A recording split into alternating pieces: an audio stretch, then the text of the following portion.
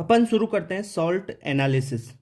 Salt analysis में देखो NTA का जो सिलेबस है नीट का, उस सिलेबस में कौन कौन से कैटायंस का टेस्ट पढ़ना है, कौन से एनायंस का टेस्ट पढ़ना है, पहले वो देखना है आपको। जो ये कैटायंस दे रखे हैं आपके सिलेबस में और ये एनायंस दे रखे हैं। पहले अपन एनायंस को पढ़ेंगे आराम से, फिर कैटायंस को पढ़ेंगे। ठीक है, इनके सारे टेस्ट वगैरह सब कुछ पढ़ लेंगे। तो जो एनायंस है वो कार्बोनेट है, सल्फाइड है, नाइट्राइट है, क्लोराइड, ब्रोमाइड, आयोडाइड, नाइट्रेट और सल्फेट। ये आपको एनाइंस पढ़ने हैं पहले, फिर अपन कैटाइंस के बारे में बात करेंगे। तो यही है भाई, इनसे ज़्यादा मत पढ़ना, ये नीट के सिलेबस में यही है। ठीक है, तो सोल्ट क्या होगा? सोल्ट किसी कैटाइन और एनाइन से मिलके बना होगा। जैसे NaCl क्या है? सोल्ट है। Na प्लस और Cl माइनस कैटाइन और एनाइन हो गए इसमें। अब अपन बात करें, जो कैटाइन है वो बेसिक रेडिकल होगा और जो एनाइन है वो एसिडिक रेडिकल होगा। कैसे? देखो, बेसिक रेडिकल बनता है बेस से और एसिडिक रेडिकल बनेगा एसिड से। ठीक है, ये एसिड से आएगा और बेसिक रेडिकल बेस से आएगा, यानी बेस से आता है कैटाइन और एसिड से आएगा एनाइन।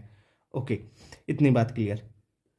जैसे देखो HCl से क्या आएगा? Cl माइनस, और NaOH से क्या आएगा? Na plus. तो हो गया ना वो बात क्लियर। अब एनाइंस को अपन क्लासिफाई कर लेते हैं टेस्ट करने से पहले इनके। तो एनाइंस को दो क्लास में बांटा गया है, class A and class B. जो क्लास ए है वो एसिड के साथ वोलेटाइल प्रोडक्ट देती है और जो क्लास बी है वो एसिड के साथ में कोई भी वोलेटाइल प्रोडक्ट नहीं देगी। ठीक है, जो क्लास ए है उसको दो सब ग्रुप्स में बांटा गया है, सब ग्रुप 1 और सब ग्रुप 2। ठीक है, जो सब ग्रुप फर्स्ट है 1 है, उसका ग्रुप रिएजेंट होता है डाइल्यूट एसिड, या डाइल्यूट HCl बोलो या डाइल्यूट H2SO4 डालो, उसमें कोई दिक्कत नहीं है। ठीक है, यानी डाइल्यूट होना चाहिए। ओके, जो ग्रुप सब ग्रुप फर्स्ट है उसमें आपकी NCERT जो नीट है उसके सिलेबस में एक तो है कार्बोनेट, एक है सल्फाइड और एक है नाइट्राइट। ये 3 है सब ग्रुप फर्स्ट के। अब बात करें सब ग्रुप सेकंड। जो सब ग्रुप सेकंड है उसका ग्रुप रिएजेंट होगा कॉन्सेंट्रेट H2SO4। भाई ये ग्रुप रिएजेंट क्या है? ग्रुप रिएजेंट है मतलब ये इसके साथ रिएक्शन करेंगे ना तो कुछ प्रोडक्ट देंगे। ओके, अब रिएक्शन कौन करेगा? जैसे कार्बोनेट हो गया, सल्फाइड हो गया, नाइट्राइट हो गया, ये डाइल्यूट HCl और H2SO4 के साथ रिएक्शन करेंगे। वो रिएक्शन है आगे पढ़ेंगे अपन। सब ग्रुप सेकंड में बात करें कि ये इनका ग्रुप रिएजेंट होता है कॉन्सेंट्रेट H2SO4। ये डाइल्यूट के साथ रिएक्शन नहीं देंगे, जैसे क्लोराइड, ब्रोमाइड, आयोडाइड और नाइट्रेट। ठीक है, ओके। अब जो देखो, ये तीनों तो आ गए सब ग्रुप फर्स्ट के। अब क्लोराइड, ब्रोमाइड, आयोडाइड आ गया और ये नाइट्राइट आ गया आपका सब ग्रुप सेकंड का। बचा सल्फेट। जो सल्फेट है वो क्लास बी की सब ग्रुप फर्स्ट का है। बस आगे पढ़ना। अब देखो, क्लास बी की जो सब ग्रुप फर्स्ट है वो पीपीटी रिएक्शंस देंगे, यानी प्रेसिपिटेशन होगा, रिएक्शन करवाएंगे ना तो पीपीटी फॉर्मेशन होगा और उससे अपन पहचानेंगे। क्लास बी की एक होती है सब ग्रुप सेकंड। जो सब ग्रुप सेकंड है ये रेडॉक्स रिएक्शंस, रेडॉक्स चेंज होते हैं इनमें और उनसे आइडेंटिफाई करते हैं। जो सब ग्रुप सेकंड में है ना, जैसे MnO4 माइनस है, Cr2O7 2 माइनस, CrO4 2 माइनस, यानी क्रोमेट, डाइक्रोमेट, परमैंगनेट, ये वाले आते हैं। ये एनाइंस कहाँ पे दे रखे हैं आपको? डी ब्लॉक है ना आपका चैप्टर, वहाँ है ये पूरे। इनकी रिएक्शन भी दे रखी है, रेडॉक्स रिएक्शन है। ठीक है, तो ये डी ब्लॉक में पढ़ना है आपको। डी ब्लॉक है ये सारा। ओके, सब ग्रुप फर्स्ट में जो है सल्फेट है आपका। अब अपन पढ़ेंगे क्या? जो ये एनाइंस है ना, उनका सबसे पहले तो दो प्रकार के टेस्ट करने होंगे और वो दोनों, एक तो आपको जो दोनों टेस्ट है उनके बारे में देखेंगे, फिर इनके जो सारी रिएक्शन है ना उनको एक साथ देखेंगे। ठीक है, अब अपन देखते हैं प्रीलिमिनरी टेस्ट। ठीक है, जो प्रीलिमिनरी टेस्ट होंगे और फिर इससे बाद में अपन देखेंगे कंफर्मेटरी टेस्ट। जो प्रीलिमिनरी टेस्ट होंगे इनसे बेसिक बेसिक कुछ आइडिया हो जाएगा, फिर उनको जो है आपके एनाइंस है उनको कंफर्म करने के लिए कुछ और रिएक्शन करेंगे, वो कंफर्मेटरी टेस्ट में आएंगी। तो जो प्रीलिमिनरी टेस्ट है वो देखिए, अगर अपन देखें कार्बोनेट का तो CO3 2 माइनस। देखो एक चीज बात बता दूं आपको, देखो ये है ना, ये है कार्बोनेट, ये है सल्फाइड, ये है नाइट्राइट NO2 माइनस, और NO3 माइनस नाइट्रेट। देखो तुम्हें कंफ्यूजन, नाइट्रेट नाइट्राइट ध्यान रखना। ये है सल्फेट। इनके नाम तो बेसिक पता होने चाहिए, बेसिक चीजें बता रहा हूं, ये चीजें तो है ना। अब मैं बाद में नहीं बताऊंगा कि ये कार्बोनेट है, ये सल्फाइड है, ठीक है। जैसे CO3 2 माइनस है, ये डाइल्यूट H2SO4 या डाइल्यूट HCl ये साथ रिएक्शन करेगा तो CO2 गैस देगा, और जो CO2 गैस है वो ब्रिस्क इफरवेंस के साथ निकलेगी, बुदबुदाहट के साथ निकलेगी। जो CO2 गैस है वो है ना कलरलेस होती है, पहली बात, ऑर्डरलेस होती है, कोई भी उसमें ऑर्डर नहीं होता है। ओके, ऑर्डर का मतलब सुगंध है। H2 माइनस है, डाइल्यूट H2SO4 के साथ रिएक्शन करेगा तो इससे H2S गैस निकलेगी, और जो H2S गैस होती है ना ये रोटन एग लाइक स्मेल देती है, ठीक है, रोटन एग लाइक स्मेल देगी। ओके, अब NO2 माइनस की बात करें तो NO2 माइनस डाइल्यूट H2SO4 और या आप डाइल्यूट HCl, देखो ये ग्रुप रिएजेंट है, इनके ध्यान रखना। अभी बताया था ना सब ग्रुप फर्स्ट के क्या है, डाइल्यूट H2SO4 है, डाइल्यूट H2SO4 या HCl, कोई दोनों में से एक डाल लो आप, ठीक है, डाइल्यूट डालो पर। NO2 माइनस NO2 गैस देगा, और NO2 गैस क्या होती है, ब्राउन फ्यूम्स निकालेगी, ठीक है, NO2 गैस के। अब बात करें क्लोराइड, ब्रोमाइड और आयोडाइड की, इन ये है सब ग्रुप आपका जो सेकंड है उसमें आ जाएंगे। तो सब ग्रुप सेकंड में कॉन्सेंट्रेट आपको यूज करना पड़ता था, कॉन्सेंट्रेट H2SO4। अरे ये बताया था ना अभी ग्रुप रिएजेंट कॉन्सेंट्रेट H2SO4, और जो सब ग्रुप फर्स्ट है उसके लिए डाइल्यूट HCl या H2SO4। ओके, तो ये देखो अगर इसमें H2SO4 डाला तो ये HCl बनाएगा, और HCl की जो है वाइट फ्यूम्स निकलेगी। अगर इसे NH4OH के रोड अगर इसके पास में लेके जाएं तो उसके वाइट डेंस फ्यूम्स बन जाएंगी, डेंस वाइट फ्यूम्स बनेगी। ओके, Br माइनस है, वो कॉन्सेंट्रेट H2SO4 के साथ रिएक्शन करेगी। देखो जो कॉन्सेंट्रेट H2SO4 है ना, डिहाइड्रेशन का भी काम करता है, ये ऑक्सीडेशन का भी काम करता है। तो जहां जो मर्जी होती है ना इसकी, मतलब जहां जितनी चलती है ना वैसे चला लेता है ये काम। डिहाइड्रेशन नहीं हो रहा तो ऑक्सीडेशन, ऑक्सीडेशन नहीं हो रहा तो डिहाइड्रेशन, ऐसे सब कुछ कर लेता है ये। तो देखो Br माइनस को कन्वर्ट कर देगा Br2 में, यहाँ पे ऑक्सीडेशन कर दिया इसका। तो ये जो Br2 है उसकी ब्राउन वेपर्स होती है, आयोडाइड को आयोडीन में कन्वर्ट कर देगा, और आयोडीन की वॉयलेट वेपर होती है, ठीक है। NO3 माइनस है, NO3 माइनस कॉन्सेंट्रेट H2SO4 के साथ रिएक्शन करके NO2 गैस देगा, और NO2 गैस ब्राउन होती है, ब्राउन फ्यूम्स के साथ। पर सर इसमें भी NO2 माइनस में भी NO2 गैस निकल रही थी, ठीक है सर, आगे करो। जो NO2 गैस है उसको H2O में डालो, वाटर में डालोगे तो क्या होगा, ये NO और HNO3 में कन्वर्ट हो जाएगी, ठीक है। ओके, और NO और HNO3 कलरलेस होती है, ये चीज आपको पता होनी चाहिए। ओके, एक चीज देखो, जो कुछ बेसिक कॉन्सेप्ट है ना वो बता देता हूं। जैसे CO2 है, CO2 में लाइम वाटर डालते हैं अपन, CO2 में क्या डाला, लाइम वाटर डाला।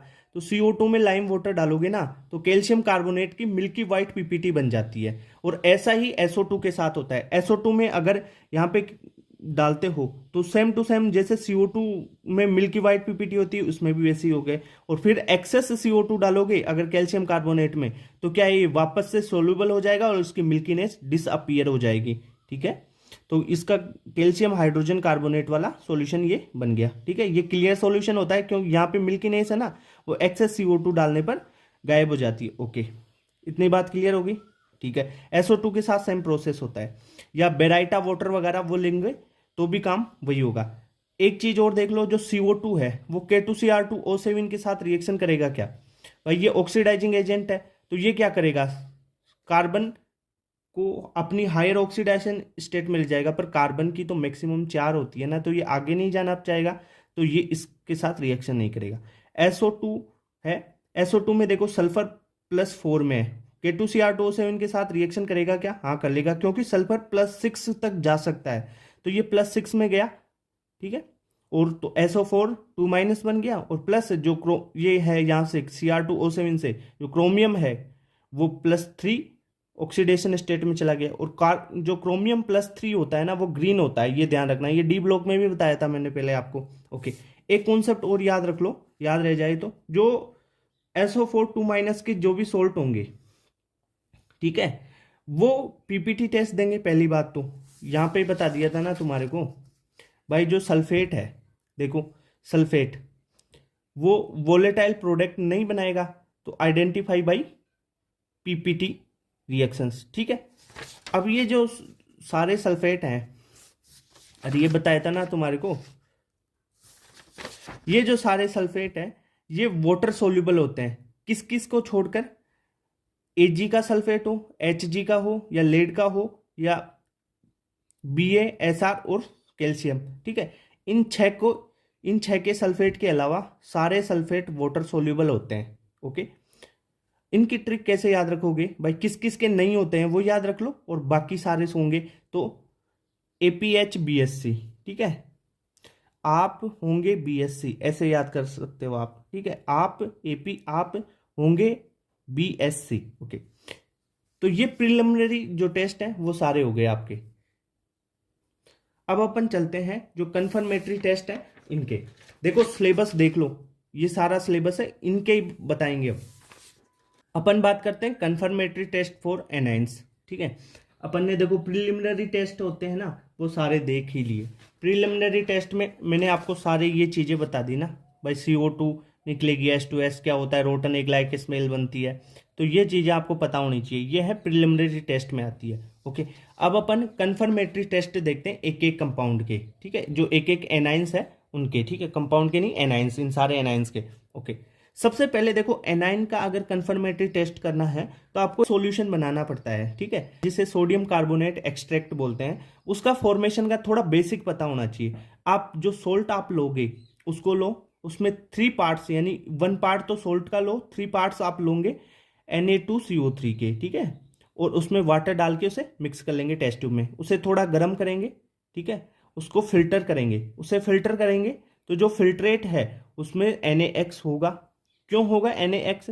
देखो, मान लो आपने सोल्ट लिया कोई MX, ठीक है, उसकी उसमें आपने NO2CO3 मिक्स कर लिया, तो क्या होगा, NO2CO3 रिएक्शन करेगा और यहाँ से NaX बनेगा, और जो मेटल है उसका कार्बोनेट बन जाएगा। अब जो NaX है ना, सोडियम का जो हेलाइड है वो तो वाटर सोल्यूबल होगा, क्लियर बात। NaX होगा, कोई भी हेलाइड होगा, कार्बोनेट होगा, एक्स कार्बोनेट भी हो सकता, कोई भी एनाइन है एक्स, ठीक है, वो क्या होगा, वाटर सोल्यूबल। और MCO3 क्या हो जाएगा, वाटर इनसोल्यूबल। इतनी बात क्लियर? ओके, अब अपन बात करते हैं जो CO3 2- पहला वाला आपका एनाइन है उसके टेस्ट की बात करते हैं, कार्बोनेट के टेस्ट की। कार्बोनेट क्या है, आपका क्लास A का सब ग्रुप फर्स्ट का एनाइन है। सब ग्रुप फर्स्ट का ग्रुप रिएजेंट क्या था भाई, डाइल्यूट HCl या डाइल्यूट H2SO4। ये बार बार याद दिला रहा हूं, ये चीज है ना, याद थी ना। ओके, अब यहाँ पर सोल्यूबिलिटी की बात करेंगे। सबसे पहले जो सारे कार्बोनेट हैं वाटर इनसोल्यूबल होते हैं, कुछ को छोड़कर, जैसे एल्कली मेटल यानी लो फाई वाले कंपाउंड, इनकी लो फाई होती है Na+K+ Rb+CS+ की, ठीक है, और NH4+, ये ही कार्बोनेट वाटर सोल्यूबल होंगे और सारे इनसोल्यूबल होंगे। अभी मैंने एक चीज बताई थी आपको, NaX। देखो Na क्या है, लो फाई वाला कंपाउंड है, और लो फाई वाला कंपाउंड Na आ गया, तो Na के साथ चाहे कुछ भी जोड़ो तो वो तो वाटर सोल्यूबल ही होगा, चाहे कार्बोनेट भी जोड़ दोगे ना वाटर सोल्यूबल होगा, ठीक है। इसलिए अपन LS बनाते हैं, यानी LS का मतलब ये है सोडा लाइम, जो सोडा लाइम फॉर्मेशन, या लाइम नहीं दे यार, सोडा कार्बोनेट एक्सट्रैक्ट, ठीक है, या सोडा एक्सट्रैक्ट इसे बोलते हैं। सोडा लाइम अलग होता है, NaOH और CaO का मिक्सचर, सोडा लाइम डिकार्बोक्सिलेशन, वो रिएक्शन पढ़ी है ना आपने ऑर्गेनिक में। ओके, अब बात करें, देखो CO3 2- यानी कार्बोनेट की रिएक्शन डाइल्यूट HCl और डाइल्यूट H2SO4 ग्रुप रिएजेंट के साथ करवाएं तो CO2 निकलेगी ब्रिस्क एफरवेंस के साथ। अगर CO2 में अपन कैल्शियम हाइड्रोक्साइड डालते हैं, CaOH2 डाल दें, तो ये क्या हो जाएगा, कैल्शियम कार्बोनेट का मिल्की आपको PPT बना के दे देगा। मिल्की PPT बना, अगर इसमें CO2 और मात्रा में डाले, एक्सेस मात्रा में डाले, तो क्या होगा, ये जो मिल्की कलर है वो कलरलेस हो जाएगा और ये सोल्यूबल हो जाएगा, ठीक है, कैल्शियम हाइड्रोजन कार्बोनेट बन जाएगा।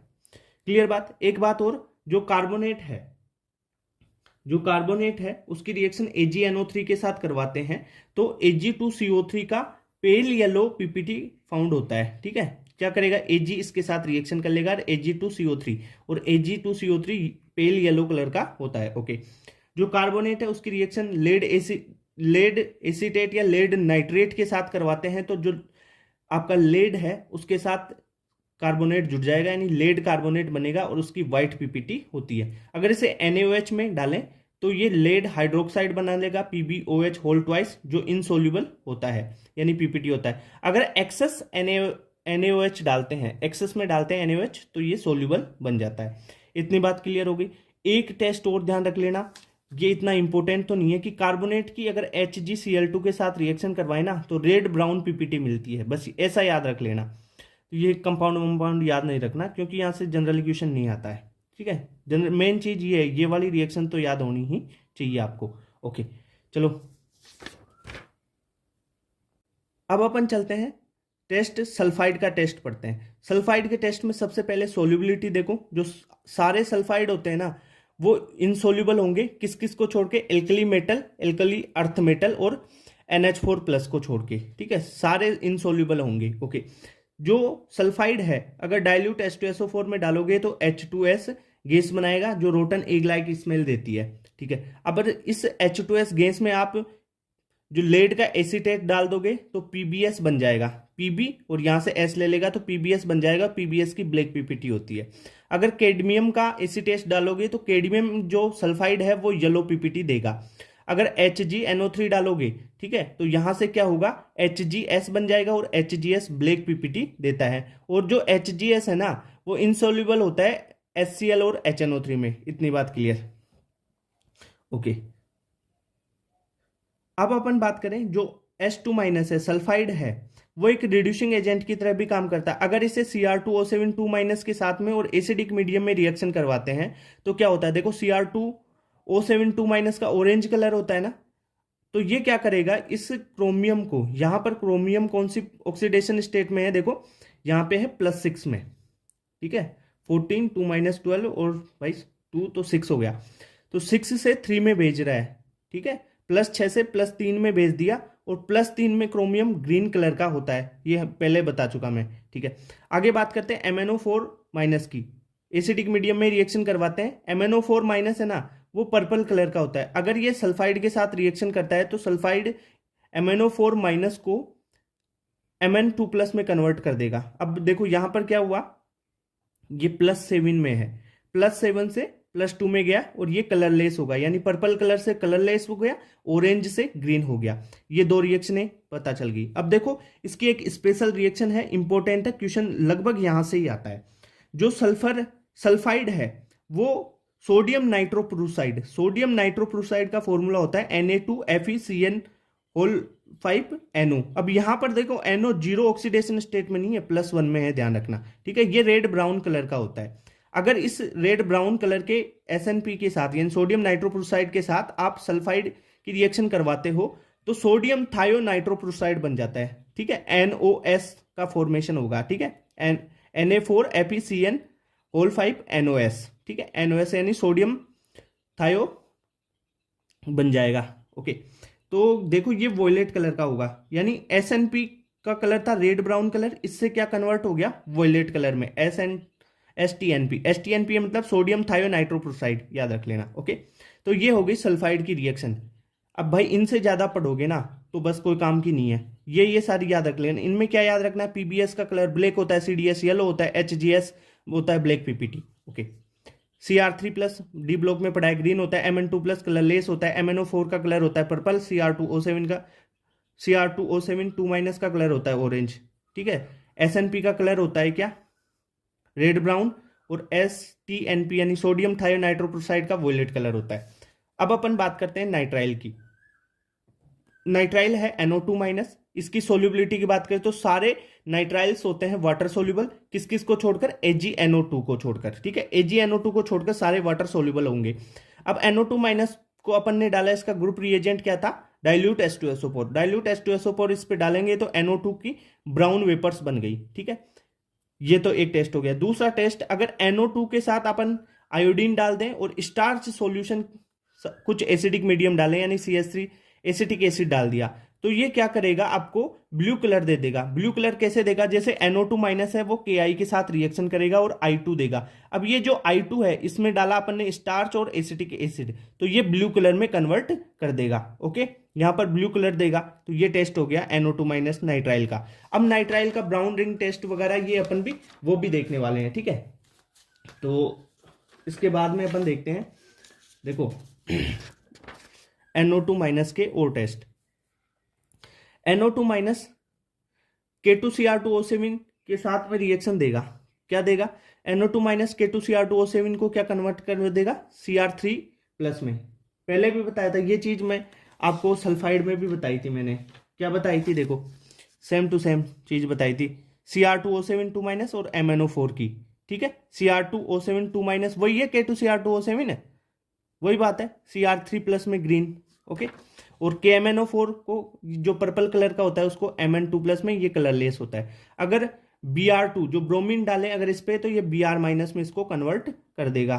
ओके, यानी क्या कर रहा है, ये रिडक्शन कर दिया ना इसका।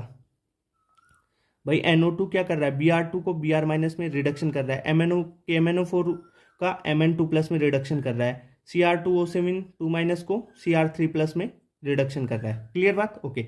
इनके कलर पहले बता चुका। अब देखें जो है NO2-, अपन ने बात की जो NO2- है उसका ब्राउन रिंग टेस्ट की। ठीक है, नाइट्राइल का ब्राउन रिंग, देखो नाइट्राइल भी देगा ब्राउन रिंग टेस्ट और नाइट्रेट भी देगा, पर अपने को कन्वर्ट जो NO2- है ना वो HNO3 में कन्वर्ट हो जाएगा और फिर ये टेस्ट देगा। कैसे, जैसे NO2- है एक्वस मीडियम में अपन ने लिया, इस पे डाला अपन ने डाइल्यूट H2SO4, या आप डाइल्यूट HCl भी डालते हो, ज्यादातर डाइल्यूट H2SO4 डाला जाता है। ठीक है, रिएक्शन करवाने के लिए।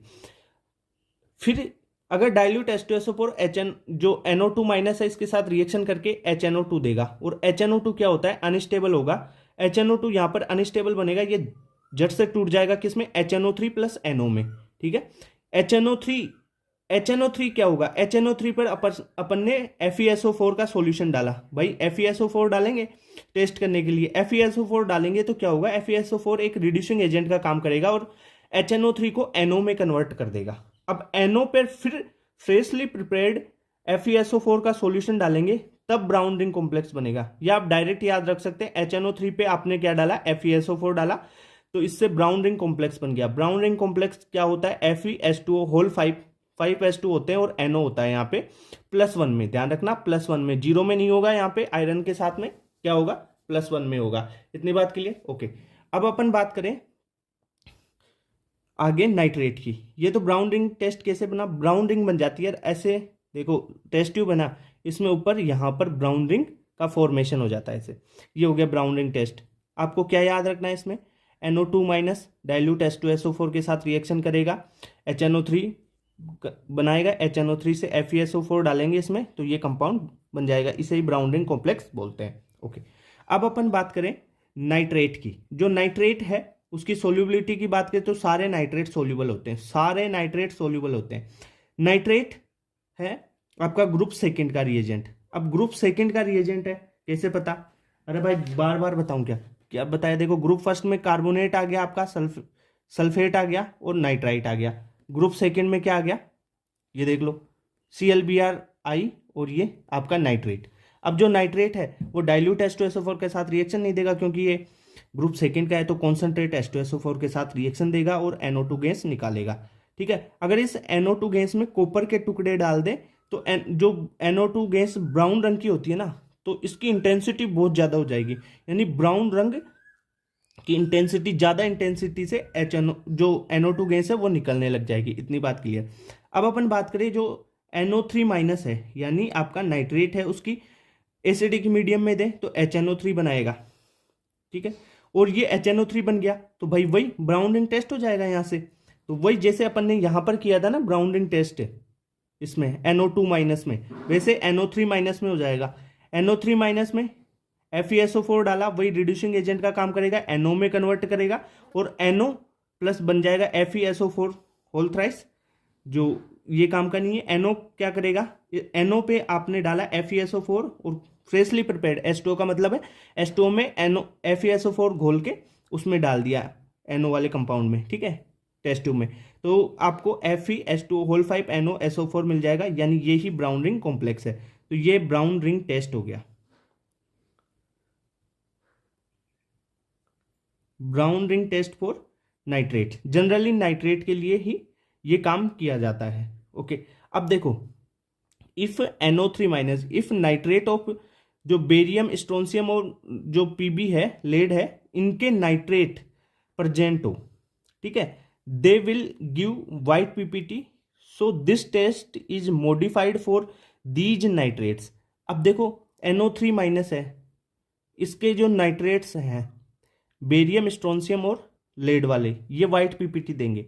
तो भाई वाइट पीपीटी मिल रही है ना, तब रिएक्शन नहीं होगी। तो अपन क्या करेंगे, जो इनके नाइट्रेट है ना उनको H2SO4 के साथ रिएक्शन करवा देंगे। अगर ये H2SO4 के साथ रिएक्शन करेंगे तब क्या होगा, वाइट पीपीटी बन जाएगी SO4 2 माइनस की। ओके सर, तो अपन क्या करेंगे, इसमें से फिल्ट्रेट को निकाल लेंगे और पीपीटी को अलग कर देंगे। अब जो फिल्ट्रेट है उसमें NO3 बच गया ना भाई, NO3 बच गया।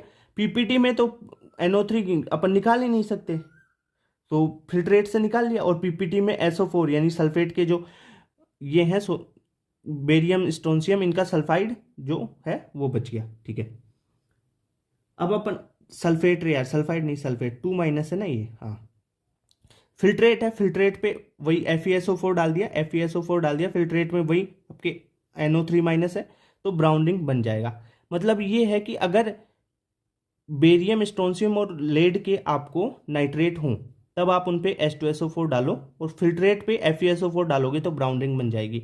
एक चीज इंपॉर्टेंट और ध्यान रखना, ब्राउन रिंग टेस्ट अगर करें अपन, ठीक है, brown ring test of NO3 minus is possible in presence of NO2 minus नहीं।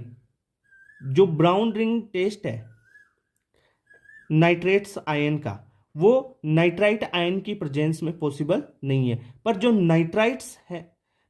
नाइट्राइट है NO2 माइनस, उनका टेस्ट आप NO3 माइनस की प्रेजेंस में करवा सकते हो। ठीक है, ये बात क्लियर हुई? ओके।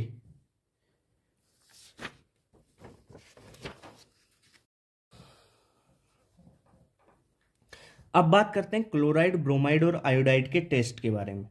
देखो जो क्लोराइड है, आयोडाइड है और ब्रोमाइड है, सबसे पहले ये आपको ये पता होना चाहिए कि ये कौन से क्लास के एनाइंस है। देखो एनाइंस का अपन ने क्लासिफिकेशन किया था क्लास ए और क्लास बी में। क्लास ए में सब ग्रुप फर्स्ट था, सब ग्रुप सेकंड था। जो सब ग्रुप सेकंड था ना उसमें थे क्लोराइड, ब्रोमाइड, आयोडाइड, ठीक है, और नाइट्रेट। आपका क्लियर बात? अब इनकी बात करेंगे तो इनका ग्रुप रिएजेंट क्या होगा, कॉन्सेंट्रेट H2SO4। ओके, चलो तो कॉन्सेंट्रेट H2SO4 के साथ रिएक्शन करवाओ, तो Cl माइनस कॉन्सेंट्रेट H2SO4 यानी H प्लस लेगा तो HCl बना देगा। और HCl के तो वाइट फ्यूम्स होते हैं, वाइट फ्यूम्स को चेक कैसे करोगे, अगर आप एक ग्लास की रोड ऐसे लो और उस पर आपने NH4OH डाला हुआ हो तो इसके पास में ले जाओगे HCl के पास में, तो ये NH4Cl के डेंस फ्यूम बना लेंगे। इतनी बात क्लियर हो गई? ओके। अब आगे बात करें अपन, जो ब्रोमाइड है Br माइनस है, उसकी रिएक्शन कॉन्सेंट्रेट H2SO4 के साथ करवाते हैं तो Br2 के ब्राउन वेपर्स बनाएगा। अगर आयोडीन के साथ करवाएं, आई माइनस आयोडाइड आयन के साथ करवाएं तो वो आयोडीन बनाएगा और वॉयलेट कलर का होगा। अब देखो जो HCl है ना, यहाँ से Cl माइनस होगा, Cl माइनस की रिएक्शन MnO2 के साथ करवाएं तो क्या होगा, Cl माइनस के MnO2 क्या करेगा, MnO2 एक ऑक्सीडाइजिंग एजेंट है जो Cl माइनस को Cl2 में कन्वर्ट कर देगा। और Cl2 का कलर क्या होता है, ग्रीनिश येलो कलर होता है, याद कर लेना क्वेश्चन आता है। Cl2 का ग्रीनिश येलो कलर होता है। Br माइनस पे MnO2 ऑक्सीडाइजिंग एजेंट की तरह काम करेगा तो क्या करेगा, Br माइनस है तो Br जीरो में कन्वर्ट कर देगा, तो यानी Br2 में कन्वर्ट कर देगा। और Br2 क्या होती है, रेडिश ब्राउन कलर की होती है। ओके, I माइनस को I2 में कन्वर्ट करेगा और वो कलर होगा वॉयलेट वेपर्स। ठीक है, ठीक है, ओके। MnO2 क्या है, ऑक्सीडाइजिंग एजेंट की तरह काम कर रहा है एक, तो कलर आपको पता होना चाहिए। देखो Br माइनस पे डाला रेडिश ब्राउन कलर आया, I माइनस पे डाला वॉयलेट कलर आएगा, Cl माइनस पे डाला तो ग्रीनिश येलो कलर आएगा। इतनी बात क्लियर? अगर बात करें Cl माइनस, Br माइनस और I माइनस की AgNO3 के साथ रिएक्शन तो AgCl, AgBr और AgI बन जाएगा। AgCl व्हाइट पीपीटी होती है, AgBr पेल येलो पीपीटी होता है और AgI येलो पीपीटी होता है। जो व्हाइट पीपीटी है ना AgCl का व्हाइट पीपीटी है वो Cn माइनस और H2O3 माइनस और NH3 तीनों में सोल्यूबल होता है। पर जो AgBr है ना वो Cn माइनस और H2O3 माइनस में जनरली आराम से सोल्यूबल हो जाएगा, पर जो NH3 है ना उसमें पार्शियली सोल्यूबल होता है। ठीक है, और AgI तो भाई NH3 में सोल्यूबल ही नहीं होगा, ये Cn माइनस और H2O माइनस में तो H2O3 माइनस में तो सोल्यूबल हो जाएगा, पर जो NH3 है उसमें इनसोल्यूबल रहेगा। इतनी बात क्लियर? ओके। अब ये सोल्यूबिलिटी से रिलेटेड एक चीज और देख लो, AgF, AgCl, AgBr और AgI की बात करते हैं। जैसे जैसे टॉप टू बॉटम जाते हैं कोवेलेंट करेक्टर बढ़ेंगे, सबको पता है, सिंपल। ठीक है, अरे कोवेलेंट करेक्टर और जो फाई है उसमें रिलेशन बताया था ना मैंने, वही है। तो कोवेलेंट करेक्टर बढ़ेंगे तो इनकी जो वाटर के प्रति सोल्यूबिलिटी है पोलर सॉल्वेंट में वो डिक्रीज होगी, तो AgI कम सोल्यूबल होगा और AgF ज़्यादा सोल्यूबल होगा। क्लियर बात? ओके। अब अपन बात करते हैं क्लोराइड, ब्रोमाइड और आयोडाइड की लेड के साथ रिएक्शन, लेड नाइट्रेट के साथ करवा लो। तो ये क्या करेंगे, PbCl2, PbBr2 और PbI2 बना देंगे। और जो है PbCl2 और PbBr2 तो वाइट पीपीटी होते हैं, पर जो PbI2 है आयोडीन वाला सोल्ट, ये येलो पीपीटी देता है। ठीक है। और एक चीज और ध्यान रखना, जैसे जैसे आप टॉप टू बॉटम जाते हैं, मतलब PbCl2, PbBr2 और PbI2 इन तीनों की बात कर रहा हूं, तो जो PbCl2 है वो हल्के से गर्म पानी में सोल्यूबल होता है, पर जो PbBr2 जैसे जैसे नीचे आ रहे हो, PbBr2 थोड़े गर्म पानी में सोल्यूबल होगा ज़्यादा में, और जो PbI2 है ना वो तो बॉइलिंग वाटर में, उबलते हुए पानी में, खोलते हुए पानी में सोल्यूबल होता है। तो ये चीज पता चल गई, देख लो एक बार सारा।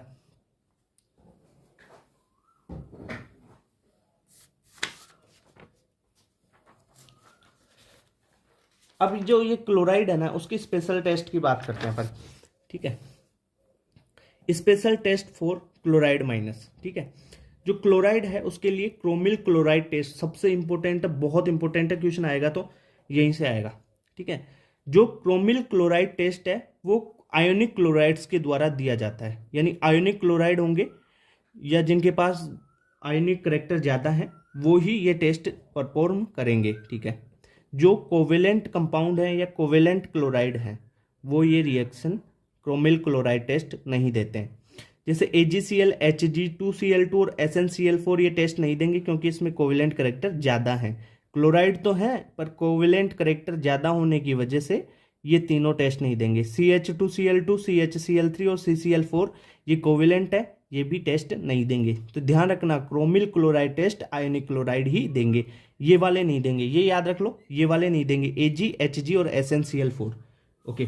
अब अगर बात करें अपन इस टेस्ट की, इसमें होता क्या है, इसमें देखो K2Cr2O7 की बात करेंगे, उसके साथ रिएक्शन करेंगे, पर जो K2Cr2O7 है ना यहाँ पे रेडॉक्स रिएक्शन नहीं करेगा, ये बात ध्यान रख लेना। जो Cl माइनस है वो सोलिड K2Cr2O7 के साथ रिएक्शन करवाओ, सोलिड के साथ करवा रहे हैं, no redox reaction, redox reaction नहीं करवानी है। कॉन्सेंट्रेट H2SO4 डाला तो यहाँ पे क्रोमिल क्लोराइड बनता है, क्रोमिल क्लोराइड होता है CrO2Cl2। ठीक है, और एक रिएक्शन और बताई थी ना मैंने तुम्हारे को, इटार्ड रिएक्शन, वहां पे इटार्ड रिएक्शन में टोलुइन से क्या बन जाता है आपका बेंजेल्डिहाइड, ऐसा बताया था ना। अभी बताऊं क्या, देखो CrO2Cl2 का एक काम और बता देता हूं, ऑर्गेनिक से रिलेटेड कर लेते हैं। CrO2Cl2 और यहाँ पे CCl4 या CH2 कुछ डालते हैं ना, तो क्या बनेगा, एक इंटरमीडिएट बनता है।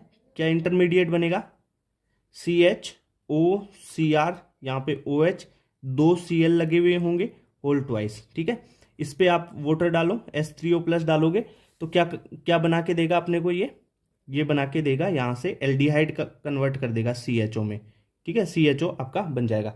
इतनी बात क्लियर। ये है इटार्ड, इटार्ड रिएक्शन, इसमें भी ये क्रोमिल क्लोराइड यूज होता है। ओके, अब बात करें जो क्रोमिल क्लोराइड है ये रेड ब्राउन कलर का होता है।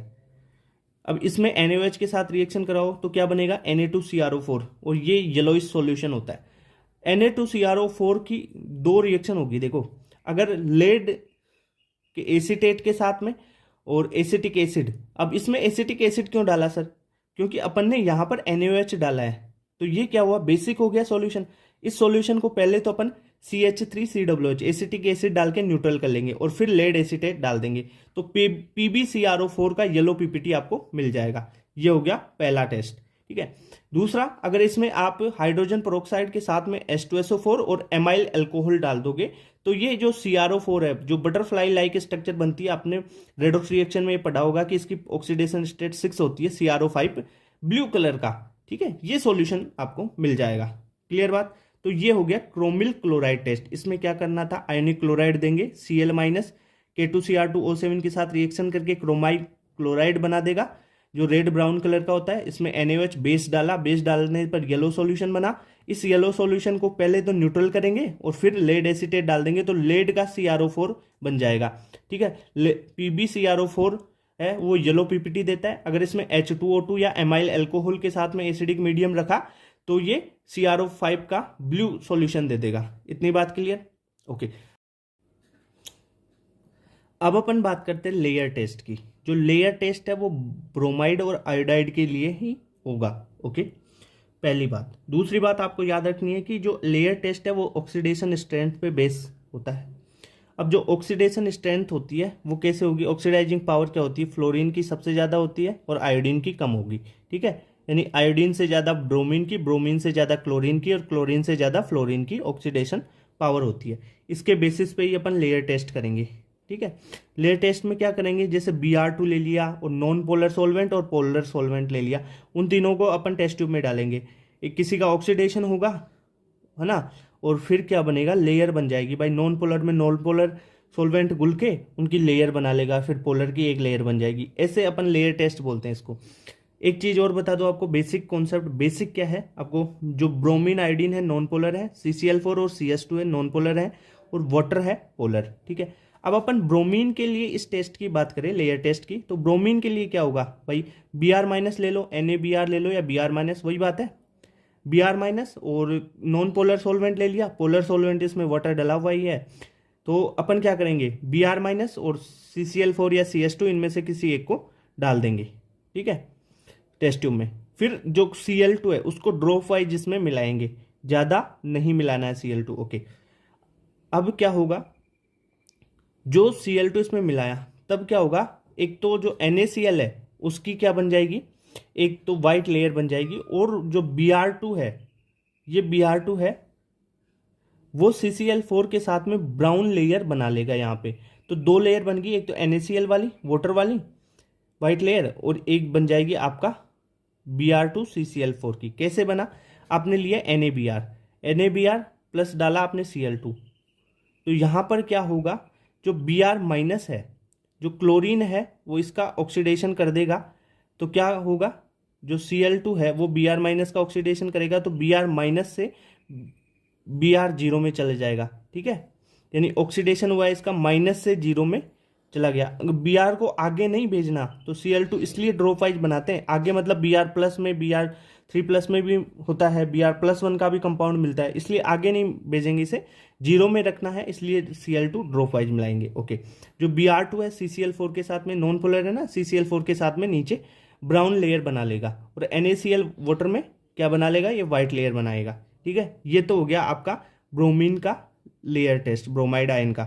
क्या किया, Br- CCl4 और Cl2 ड्रोफाइड डाला, इससे Br2 CCl4 का ब्राउन लेयर बना और NaCl का वाइट लेयर, मतलब ट्रांसपेरेंट वाइट वाला।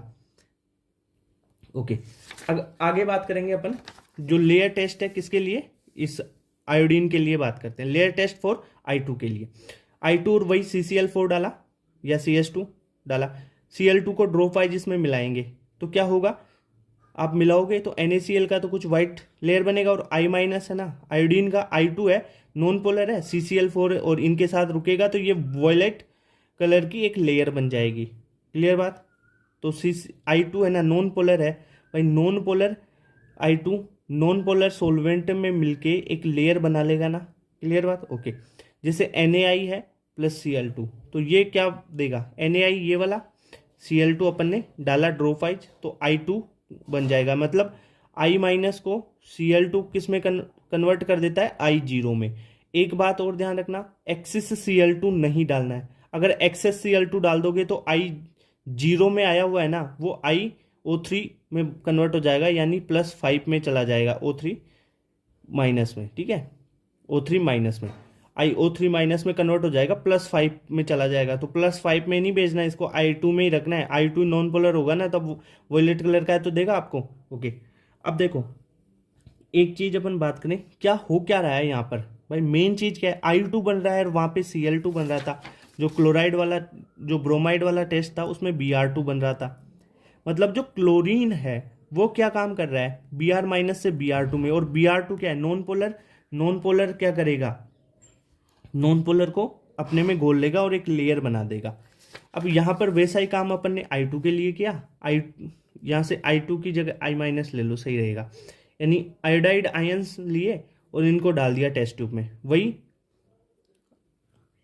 तो I2 का CCl4 या CS2 किसी के साथ एक के साथ वॉयलेट लेयर बन जाएगी। ओके, जो I माइनस है वो Br माइनस की प्रेजेंस में टेस्ट दे देगा। I माइनस और Br माइनस दोनों को अगर घोल रखा है तो I माइनस टेस्ट दे देगा, ठीक है। बट जो Br माइनस है वो I माइनस की प्रेजेंस में टेस्ट नहीं देगा, क्योंकि I माइनस है ना, I माइनस पहले टेस्ट देगा। क्यों, क्या इसमें हो क्या रहा है, जो Cl2 है जो टॉप टू बॉटम जैसे अपन नीचे जा रहे हैं, मैंने क्या बोला था कि ऑक्सीडेशन पावर पे काम कर रहा है। तो देखो ऑक्सीडेशन पावर किसकी ज़्यादा है, F2Cl2 Br2 I2 की, ठीक है। जो ऊपर वाले हैं वो नीचे वाले को ऑक्सीडाइज कर सकते हैं, पर नीचे वाला ऑक्सीडाइज ऊपर वाले को ऑक्सीडाइज नहीं कर पाएगा, यही तो बात है। तो यहाँ पर अपन ने क्या किया, जो ऊपर वाला है वो जैसे ऊपर Cl2 आ रहा है, I नीचे आ रहा है, तो ये इसको ऑक्सीडाइज कर दिया, यानी माइनस से 0 में ले गया। तो ये था पूरा आपको लेयर टेस्ट का काम। अब इसमें आपको इतना सा याद रखना है, क्या याद रखना है, लेयर टेस्ट ब्रोमाइड और आयोडाइड के लिए होता है, ऑक्सीडाइजिंग पावर पे काम करता है, ठीक है। ये रिएक्शन पहली वाली, ये रिएक्शन और कलर Br2 ब्राउन कलर का लेयर बना लेगा, और दूसरा इसमें क्या काम याद रखना है, I2 वॉयलेट कलर का लेयर बना लेगा, और ये रिएक्शन, ठीक है। और ये इंपॉर्टेंट बात ये आपको याद रखनी है भाई, I माइनस Br माइनस की प्रेजेंस में टेस्ट दे देगा, पर Br माइनस I माइनस की प्रेजेंस में टेस्ट नहीं देगा, क्योंकि I माइनस पहले टेस्ट फर्स्ट I माइनस देगा, फिर उसके बाद में Br माइनस देता है। तो Br माइनस को देने ही नहीं देगा टेस्ट, खुद का ही कलर डाल देगा I माइनस वॉयलेट। ओके, कुछ आयोडीन के स्पेशल टेस्ट हैं, जैसे I माइनस को HgCl2 के साथ रिएक्शन करवाएं तो HgI2 बनेगा और ये स्कारलेट रेड पीपीटी बना देता है। अगर इसकी एक्सेस KI के साथ रिएक्शन करवाएं तो आपको K2HgI4 का सॉल्यूशन मिलता है, ठीक है। और K2HgI4 का अगर एल्कलाइन सॉल्यूशन होता है ना, बेसिक मीडियम वाला सॉल्यूशन, उसको नेचुरल रिएजेंट बोलते हैं, इसको नहीं। अगर एसिडिक है उसको नहीं बोलेंगे, बेसिक मीडियम वाला सॉल्यूशन होना चाहिए K2HgI4 का, उसे नेचुरल रिएजेंट बोलते हैं। ओके, I माइनस की अगर CuSO4 के साथ रिएक्शन करवाएं तो Cu2I2 का वाइट पीपीटी वाइट सॉल्यूशन बनेगा, और I2 है ना, I2 वो बन जाएगा। अब यहाँ पर अपन ने आयोडीन तो ले ही रखा है, जो I2 है ना वो उस आयोडीन के साथ रिएक्शन करके I3 माइनस बना लेता है, और I3 माइनस है ना जो ब्राउन कलर का होता है। अब एक बात सुनो, ये एक ही टेस्ट ट्यूब में है, दोनों दोनों एक ही टेस्ट ट्यूब में, एक का तो व्हाइट कलर आ रहा है, एक का ब्राउन कलर। अगर आप व्हाइट कलर में कोई दूसरा कलर मिलाओगे ना तो वही कलर आता है, जैसे व्हाइट है उसमें ग्रीन मिलाओगे तो ग्रीन आएगा, व्हाइट में ब्लैक मिलाओगे तो ब्लैक कलर आ जाएगा व्हाइट का। व्हाइट अपना कलर देगा ही नहीं ना, व्हाइट में अगर आपने ये ब्राउन कलर मिला दिया तो ओवरऑल ब्राउन कलर का ही तो हो गया सॉल्यूशन, ठीक है। तो ऐसा जो इनका सॉल्यूशन है वो टोटल ब्राउन कलर का आपको मिलता है, पर ब्राउन कलर किसका होता है एक्चुअली में, I3 माइनस आयंस का। ये बात क्लियर हो गई। ओके, तो ये क्लोराइड ब्रोमाइड आयोडाइड के सारे टेस्ट हो गए। अब एक ही टेस्ट बचा अपना, वो अपन कर लेते हैं।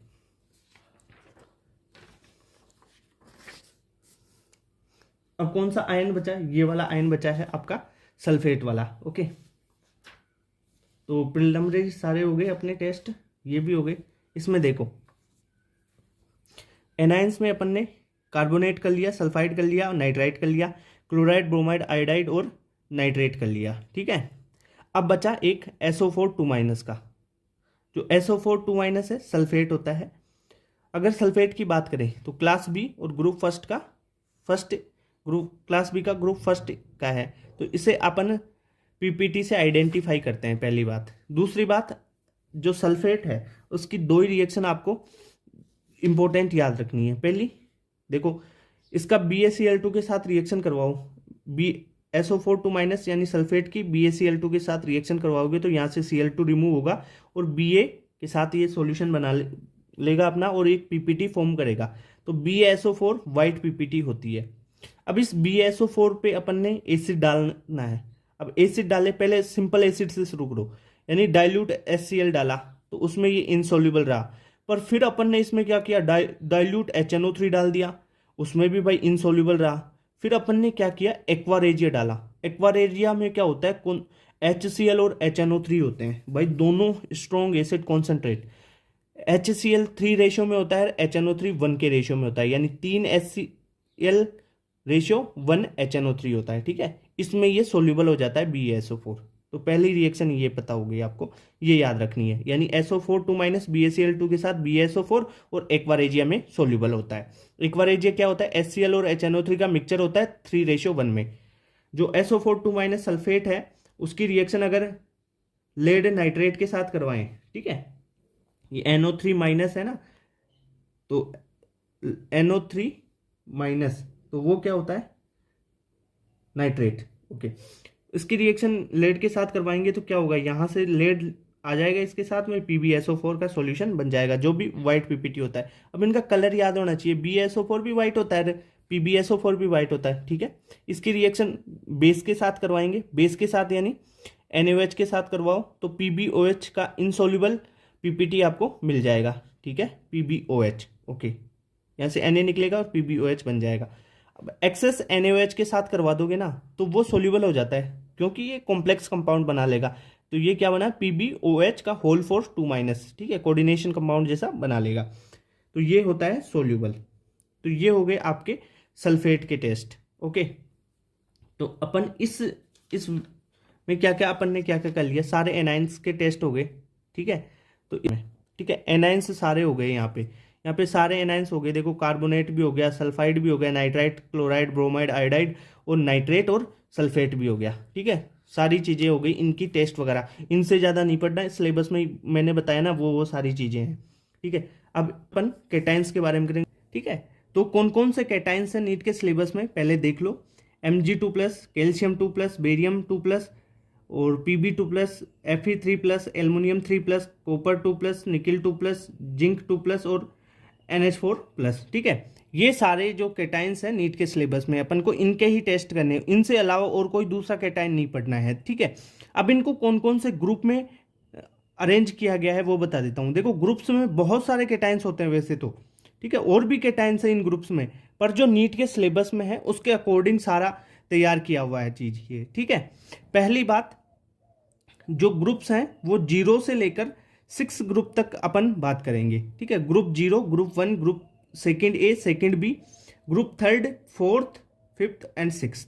जो ग्रुप 0 है उसमें आपका NH4+ कैटाइन है, ठीक है, एक ही कैटाइन है NH4+, जो आपका सिलेबस में है वो, ठीक है। ग्रुप फर्स्ट में Pb2+ है, ओनली आपके सिलेबस में जो Pb2+ है वो ग्रुप फर्स्ट का है। इसमें और भी कैटाइंस होते हैं पर उनको नहीं पढ़ने वाले ना अपन, उनको क्यों पढ़े जब सिलेबस ही ये दे रखा है। ग्रुप सेकेंड ए में देखो जो Pb2+ है ना, जो ये अगर PbCl2 है ना वो स्प्रिंगली सोल्यूबल होता है, इस कारण ये क्या है, ग्रुप सेकेंड ए में भी आ जाता है। तो लेड 2+ ग्रुप सेकेंड ए में भी है और कॉपर 2+ सेकेंड ए का है। देखो कई बार क्वेश्चन ऐसे ही भी पूछ लिया जाता है, लास्ट ईयर क्वेश्चन पूछा ही है ना कि ग्रुप थर्ड में कौन से कौन जो एल्युमिनियम 3+ है, मान लो वो कौन से ग्रुप का है, तो ग्रुप थर्ड का है। जिंक 2+ कौन से ग्रुप का है, ग्रुप 4 का है, ठीक है, ऐसा क्वेश्चन भी आ सकता है। तो ग्रुप सेकेंड बी में आपके नीट में कोई जो कैटाइन है वो दे नहीं रखे तो खाली छोड़ दो, आपके सिलेबस में है ही नहीं इसके कैटाइन सारे। थर्ड में है एल्युमिनियम 3+, Fe3+, सिलेबस वाला।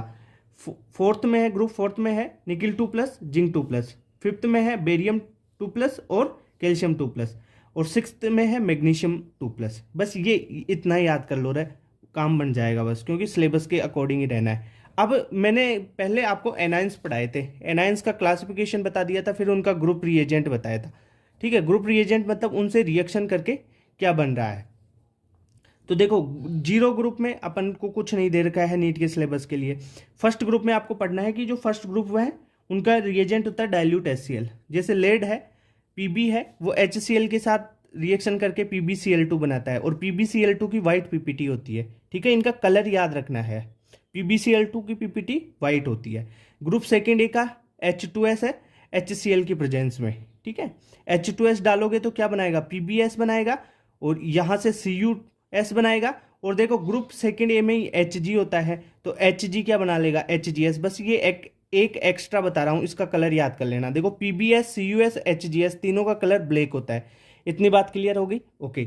चलो अब देखते हैं, अपन आगे चलते हैं, ग्रुप थर्ड में चलते हैं। ग्रुप थर्ड में आप NH4OH मिलाओगे NH4Cl की प्रेजेंस में, ठीक है। NH4OH मिलाओगे, मेन तो NH4OH है, ये मिलाओगे तो एल्युमिनियम का हाइड्रोक्साइड बन जाएगा, आयरन का हाइड्रोक्साइड बन जाएगा। एल्युमिनियम का जो हाइड्रोक्साइड है AlOH का होल थ्राइस, ये वाइट जिलेटिनियस पीपीटी होता है, और जो आयरन का होगा OH होल थ्राइस वो रेड ब्राउन पीपीटी होता है। ठीक है, कलर याद हो गया। अब देखो ग्रुप फोर्थ में आते हैं निकिल और जिंक, H2S के साथ में रिएक्शन कराओ, प्रेजेंस क्या रहेगी, NH4Cl और NH4OH, तो ये तो रहेगा सॉल्यूशन में। तो इस जो निकिल है H2S के साथ रिएक्शन करवाओगे क्या बनेगा, NiS। ठीक है, और जिंक क्या बना लेगा, ZnS। NiS जो है निकिल सल्फाइड वो ब्लैक होता है और जिंक सल्फाइड होता है वाइट। ओके, क्लियर बात। ग्रुप फिफ्थ की बात करें, Ba2+ और Ca2+, ये क्या करेंगे, NH4 होल ट्वाइस CO3 यानी अमोनियम कार्बोनेट के साथ रिएक्शन करेंगे। अमोनियम कार्बोनेट क्या बनाएगा, देखो बेरियम कार्बोनेट और कैल्शियम कार्बोनेट दोनों की पीपीटी वाइट होती है। बस इतना पता होना चाहिए। पहली बात क्या याद करोगे, कौन सा ग्रुप है, 6 ग्रुप है ना, 0 से लेके 6 तक, इनमें कौन कौन से आपके केटाइंस आए हुए हैं। ठीक है भाई, NH4+ आ गया, 0 में Pb2+ आ गया, फर्स्ट में Pb2+ ही सेकेंड ए में आ गया, कॉपर 2+ है सेकेंड ए में। ठीक है, थर्ड में एल्युमिनियम 3+ और Fe3+। देखो एक चीज़ तो सिंपल याद हो जाएगी तुम्हारे को, कैसे, थर्ड ग्रुप में क्या है, एल्युमिनियम 3+3 है ना, और Fe3+, ये तो ऐसे तो कैसे याद होगी। ठीक है, और लास्ट में मैग्नीशियम एक याद कर लेना, 6th वाला Mg। ओके, ऐसे ऐसे ऐसे कुछ ऐसे तुक्के लगा लगा के याद कर लेना ना। बेरियम कैल्शियम है, ये 5th में है। ओके, ये कलर याद कर लेना इनके पीपीटी के। अब देखो अपन क्या क्या पढ़ेंगे टेस्ट के केटाइन में, एक तो पढ़ेंगे ड्राई टेस्ट और एक पढ़ेंगे वेट टेस्ट। ठीक है, जो वेट टेस्ट है वो ऐसे ही किया जाता है, ये अपन ने ये जो कलर निकाल लेना, PbCl2 का वाइट हो गया, PbS का, ये सारे वेट टेस्ट की कैटेगरी में आएंगे, और आगे और पढ़ेंगे अपन वेट टेस्ट। ठीक है, ड्राई टेस्ट में अपन पढ़ेंगे flame test, borax bead test, सबसे इंपॉर्टेंट क्या है, बोरेक्स बीड टेस्ट, बस ये इंपॉर्टेंट है, ये आना चाहिए। Phosphate bead test, charcoal cavity test, जो cobalt nitrate charcoal cavity test है वो भी अपन पढ़ने वाले हैं। ठीक है, तो यहाँ पर सबसे पहले फ्लेम टेस्ट की बात करें। फ्लेम टेस्ट में देखो एक चीज याद रखना, जो आपका एस ब्लॉक था ना पहले, एनसीईआरटी में ये सारी चीजें दे रखी थी एस ब्लॉक में कि उनको जलाते हैं तो क्या फ्लेम टेस्ट में क्या कलर देते हैं। और एक चीज और लिखी हुई थी वहाँ कि जो बेरियम और मैग्नीशियम है वो फ्लेम टेस्ट नहीं देते, BeMg फ्लेम टेस्ट नहीं देते, क्योंकि इनकी आयोनाइजेशन एनर्जी हाई होती है। ठीक है, तो वहाँ से इलेक्ट्रॉन निकालना बहुत मुश्किल होगा, इसलिए ये फ्लेम टेस्ट नहीं देंगे। चलो ठीक है, लिथियम क्रिम्सन रेड देगा, सोडियम होगा गोल्डन येलो, पोटेशियम वॉयलेट होगा, रुबिडियम होगा रेड वॉयलेट, सीजियम होगा ब्लू। आपको क्या याद रखना है, सबसे इंपॉर्टेंट है, कैल्शियम का कलर ब्रिक रेड होता है और बेरियम का colour Apple red, Apple green होता है। ठीक है, स्ट्रोंशियम का क्रिम्सन रेड, कैल्शियम और बेरियम वाला तो याद होना ही चाहिए, ब्रिक रेड कैल्शियम, और BA का होता है एप्पल ग्रीन। ठीक है, ठीक है। अब देखो आगे देखो, अपन सबसे पहले बोरेक्स बी टेस्ट वाले की बात कर लेते हैं। बोरेक्स बी टेस्ट में क्या बात करेंगे कि जो बोरेक्स बी टेस्ट है वो कौन से कैटाइंस देंगे, जो कैटाइंस ट्रांजिशन मेटल वाले होंगे ना वो ही देंगे। ठीक है, डी ब्लॉक में ट्रांजिशन मेटल होंगे वो कैटाइंस बोरेक्स बी टेस्ट देते हैं। ठीक है, रिएक्शन कैसे होगी, Na2B4O7.10H2 है, गर्म करोगे Na2B4O7 यानी वाटर निकल जाएगा यहाँ से, हाई टेम्परेचर पे गर्म करोगे तो ये डिकम्पोज होगा और सोडियम मेटाबोरेट और बोरिक ऑक्साइड दे देगा आपको। जो सोडियम मेटाबोरेट और बोरिक ऑक्साइड है ये एक ट्रांसपेरेंट ग्लासी बीड बनाते हैं। ठीक है, अगर इसमें कोई सोल्ट का सैंपल डालते हो, यानी जैसे कॉपर का चाहिए अपने को बीड, ठीक है, कॉपर का टेस्ट करना है, कॉपर डाल दिया, कोबाल्ट का करना है, कोबाल्ट डाल दिया, तो आपको कलर्ड मेटाबोरेट मिल जाते हैं। ठीक है, ओके, जैसे कोबाल्ट के लिए COBO2 होल ट्वाइस, ये इसका कलर होता है ब्लू और कॉपर वाले का ग्रीन होता है। और अगर कोल्ड की बात करें तो वो कोल्ड टाइप में होता है, ठंडे में होगा वो ब्लू कलर देगा, और हॉट फ्लेम में कौन सा देगा, ग्रीन। ये अपन ऑक्सीडाइजिंग फ्लेम की बात कर रहे हैं, रिड्यूसिंग फ्लेम की बात नहीं कर रहे। देखो ये सारी चीज बता देता हूं, ट्यूशन आएगा नहीं इनसे, ट्यूशन तो यहाँ तक ही हो जाता है अपना कि बोरेक्स बी टेस्ट, ये देखो कलर मेटाबोरेट बनते हैं, बस यहाँ तक। कॉपर ज़्यादा कोबाल्ट का कलर ब्लू पूछेगा, और कॉपर का हॉट फ्लेम में ग्रीन होता है और कोल्ड फ्लेम में ब्लू होता है। ठीक है, ऑक्सीडाइजिंग फ्लेम की बात करें, कॉपर होता है कोल्ड फ्लेम में ब्लू, हॉट फ्लेम में ग्रीन। अगर Fe3+ की बात करें कोल्ड फ्लेम में येलो, और हॉट फ्लेम देंगे ऑक्सीडाइजिंग वाली, दोनों ही ऑक्सीडाइजिंग है कोल्ड और हॉट वाली, ये येलो ब्राउन होता है। Nickel 2+ रेड ब्राउन देता है कोल्ड में, और हॉट में देता है वॉयलेट। ये याद नहीं करना, अरे कॉपर का याद कर लो बस, ब्लू कलर और ग्रीन कलर। कोबाल्ट का ब्लू होता है, कॉपर का ग्रीन और ब्लू, बस इतना सा याद कर लो, बस यहीं से क्वेश्चन आएगा तो। अब बात करते हैं phosphate bead test. Phosphate bead test में क्या करेंगे, माइक्रोकॉस्मिक सोल्ट लेंगे, यानी ये है सोडियम अमोनियम हाइड्रोजन फॉस्फेट, ठीक है, 0.4H2O, ठीक है, .4H2O। इसको गर्म किया तो ये सोडियम मेटाफॉस्फेट में टूट जाएगा, सोडियम मेटाफॉस्फेट प्लस NH3 निकाल देगा। और ये जो सोडियम मेटाफॉस्फेट है भाई, वही मेटाबोरेट वाला सिस्टम हो गया, ये तो सोडियम मेटाबोरेट ही था, तो बोरेक्स भी टेस्ट था। अगर ये जो है आपका सोडियम मेटाफॉस्फेट, ये ट्रांसपेरेंट बीट के काम कर रहा है, पर यहाँ पर अपन ने फॉस्फेट का सोल्ट लिया था, तो ये फॉस्फेट बीट टेस्ट कहलाता है, ठीक है। और सारी चीजें इसकी कलर वगैरह ये सब कुछ ऐसे ही देगा, जो ये चल रहा है ना आगे, इसको आगे यहाँ तक ले सकते हो, ये कोबाल्ट का ब्लू, ठीक है, कॉपर का ग्रीन ब्लू, ये सारी चीजें वैसे की वैसे हो जाएगी, ओके। चारकोल कैविटी टेस्ट की बात करें, इसमें सोल्ट लोगे और Na2CO3 के साथ आपको मिलाना है और गर्म करना है, तो आपको कलर्ड मेटल ऑक्साइड मिलेगा। अगर यहाँ पे आपके एनसी जो नीट का सिलेबस है, दो ही दे रखे हैं, Pb2+ ग्रे कलर का होगा, Zinc 2+ होगा व्हाइट कलर का, ओके। इतनी बात क्लियर हो गई। तो देखो मैंने फ्लेम टेस्ट, और इसमें से याद क्या रखना है, एक चीज बताऊं, बोरेक्स बीट टेस्ट याद रख लो बस, ओनली ये काम का है। और ये कैल्शियम का ब्रिक रेड होता है, बेरियम का एप्पल ग्रीन कलर। तो borax bead test transition metal देती है Na2B4O7.10H2O, ठीक है। इसको गर्म करेंगे तो Na2B4O7 मिलेगा, हाई टेम्परेचर पे करोगे तो ये डिकम्पोज होगा सोडियम मेटाबोरेट और बोरिक एसिड में, ठीक है, बोरिक एसिड नहीं, बोरिक ऑक्साइड में, जिसे बोरिक एनहाइड्राइड भी बोलते हैं कई बार, ठीक है। ये एक ट्रांसपेरेंट ग्लासी बीड बनाएगा, इसमें कोई सोल्ट डालोगे तो उस सोल्ट का बीड बनाएगा और वैसा ही कलर आपको देगा। इतनी बात क्लियर होगी। फॉस्फेट बीड टेस्ट में वही सोडियम मेटाफॉस्फेट बनेगा, और यहाँ पे भी सोडियम मेटाबोरेट बन रहा था, यहाँ सोडियम मेटाफॉस्फेट बन रहा है, बस इतनी सी बात है, और सारे कलर सेम होते हैं, वैसे ही बीड बनाता है ये भी। क्लियर बात। तो ये फ्लेम टेस्ट आपके हो गए क्लियर। अब ये जो चारकोल कैविटी टेस्ट है, इसको और ये कोबाल्ट नाइट्रेट वाला समझा देता हूँ उसका, है ना। चलो रुको एक बार,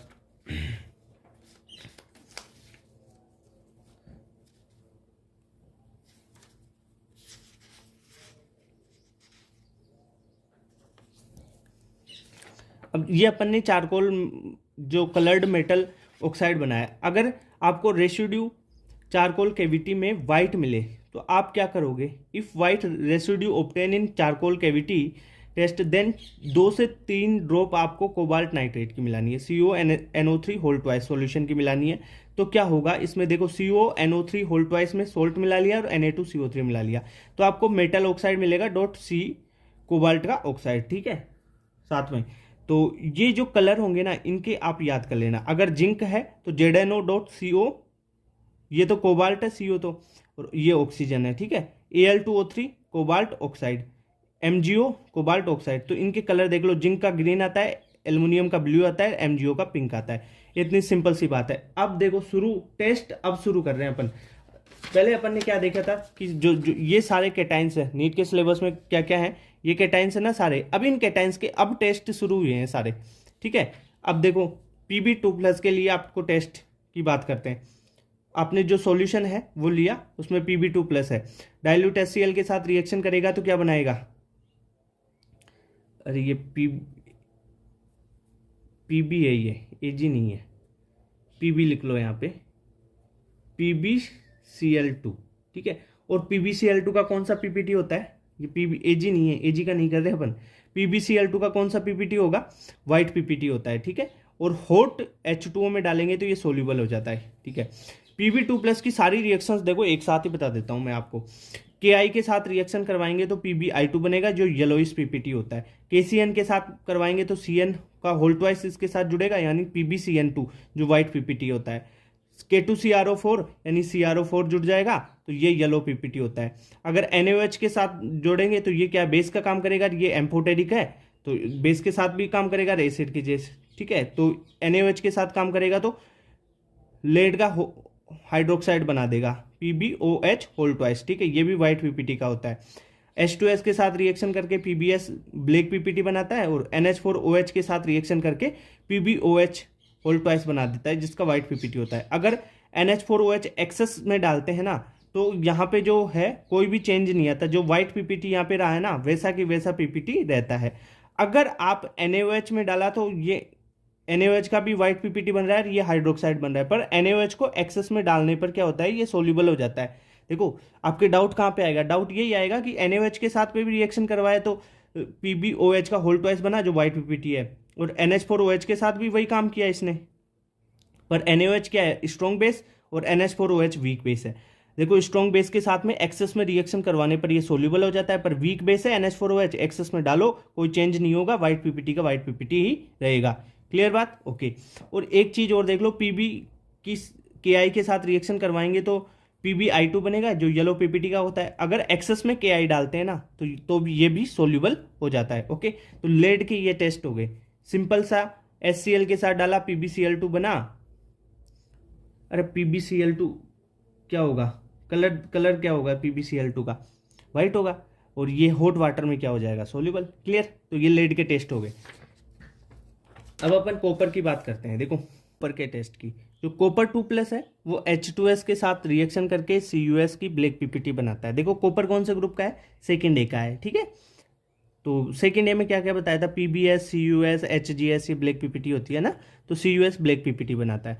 अगर कॉपर 2+ की रिएक्शन HNO3 के साथ करवाएं तो CuNO3 बनता है, साथ में NO बन जाएगा। ओके, और वाटर तो रहेगा ही।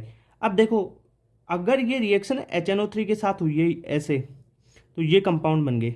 अगर इस में अपन सल्फर डाल दें और लॉन्ग टाइम तक छोड़ दें, ठीक है, या अपन जो ये कॉपर 2+ की रिएक्शन CuS के साथ हुई है ना, यहाँ पर H2S के साथ हुई है, यहाँ से सल्फर का जो फिल्ट्रेट है वो इसमें डाल दें और लॉन्ग टाइम तक छोड़ दें तो CuSO4 बन जाता है, कॉपर सल्फेट बन जाता है। इस कॉपर सल्फेट का सॉल्यूशन होता है ब्लू सॉल्यूशन, ठीक है। इस कॉपर सल्फेट का कौन सा सॉल्यूशन होता है, ब्लू सॉल्यूशन। अगर इसमें NH4OH मिला दे तो क्या बन जाएगा, कॉपर का जो हाइड्रोक्साइड है वो बन जाएगा .CuSO4, ठीक है। ये ब्लू पीपीटी होता है और ये CuSO4 ब्लू सॉल्यूशन होता है, ठीक है। अगर इसमें एक्सेस NH4OH मिलाते हैं तो डीप ब्लू कलर का एक कंपाउंड मिलता है। आपके कोऑर्डिनेशन कंपाउंड की जो NCERT है उसमें दे रखा है CuNH3 का, CuNH3 CuNH3 का होल 4 SO4, ठीक है।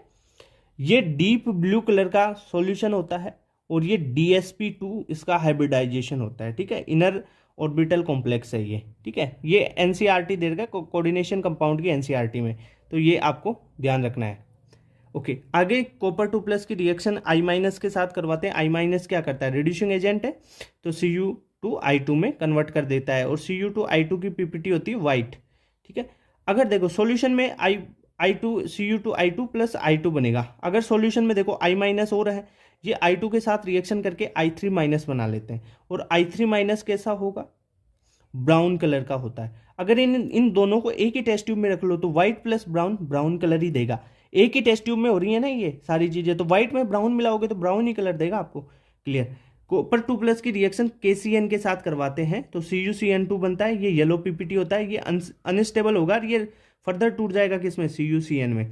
K4FeCN6 के साथ रिएक्शन करवाते हैं, NCERT की है। K4FeCN6 के साथ रिएक्शन करवाओ तो Cu2FeCN का होल 6 बन जाता है, और ये चॉकलेट ब्राउन पीपीटी होती है। इंपॉर्टेंट है, क्वेश्चन यहां से आ सकता है, ठीक है।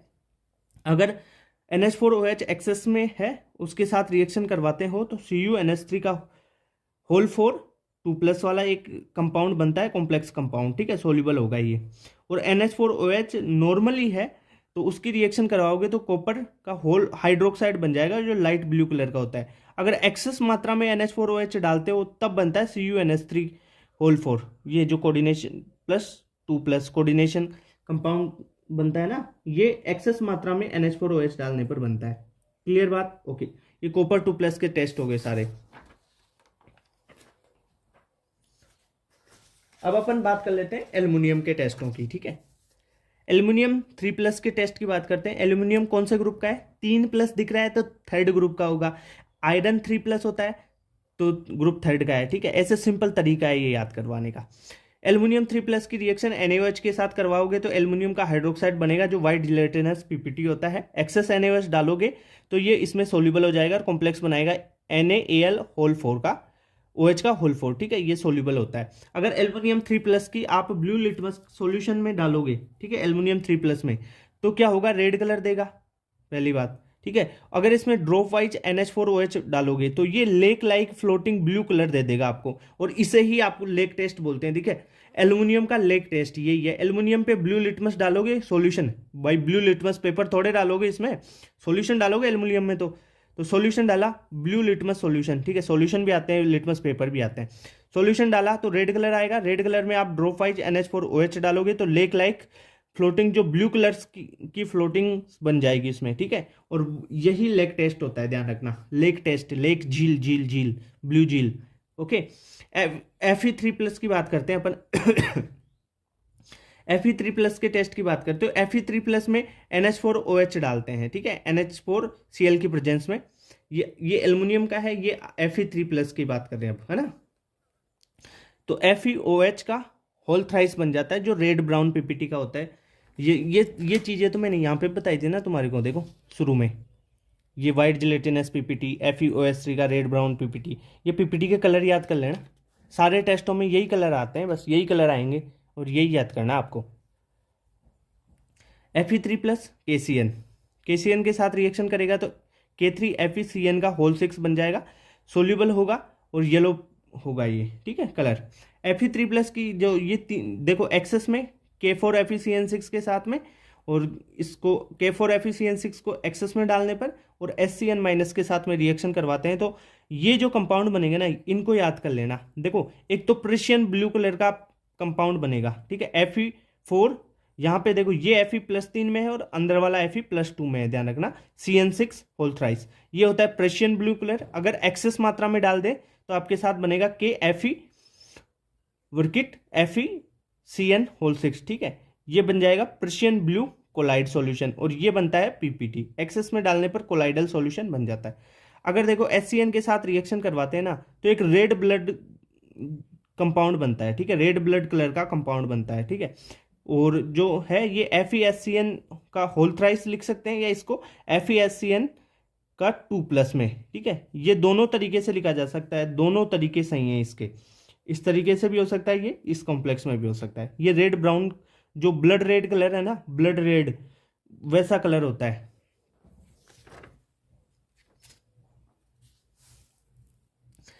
जिंक 2+ के टेस्ट की बात करें, इसकी रिएक्शन देख लो, देखो जिंक की सल्फाइड H2S के साथ में रिएक्शन करवाओ मान लो, ठीक है, तो ZnS का वाइट पीपीटी देता है ये। अरे ये रिएक्शन ZnS कैसे हुई, जिंक 2+ की रिएक्शन H2S के साथ करवाया तो ZnS का वाइट पीपीटी आ गया, इसमें डाइल्यूट HCl डाला तो ZnCl2 ये सोल्यूबल हो गया, पीपीटी से सोल्यूबल हो गया। अब इसमें NH4OH डाला तो जिंक का हाइड्रोक्साइड बन गया, जो जिलेटिनस व्हाइट पीपीटी होता है, एक्सेस NaOH डालने पर ये सोल्यूबल हो जाती है। अगर K4FeCN6 के साथ में इसकी रिएक्शन करवाएं तो Zn2FeCN6 बन जाता है, जो ब्लू व्हाइट कलर की पीपीटी देता है, ये ध्यान रखना। ये जिंक में 2 रिएक्शन है, सिंपल सी रिएक्शन है, याद हो गई। अगर निकिल 2+ की रिएक्शंस की बात करें तो देखो सबसे इंपॉर्टेंट क्वेश्चन आएगा यहाँ से, DMG वाला, इसके कॉम्प्लेक्स कंपाउंड से। NiS की रिएक्शन अगर मान लो HNO3 और HCl के साथ में करवाया, जो NiS है वो कैसे बना, पहली बात तो ग्रुप कौन सा है, 4th ग्रुप का है ये कंपाउंड, निकिल 2+ और Zn2+ का किस में आते हैं, 4th में आते हैं। तो इसका ग्रुप रिएजेंट क्या है, H2S के साथ रिएक्शन करवाएंगे तो NiS का ये ब्लैक पीपीटी बनाता है, ठीक है, ओके। तो NiS के ब्लैक पीपीटी को अगर HNO3 और HCl में डाला, यानी एक्वारेजिया में 1:3 में होता है ये, इसमें डाला तो NiCl2 का सोल्यूबल कंपाउंड मिल जाएगा आपको, ठीक है।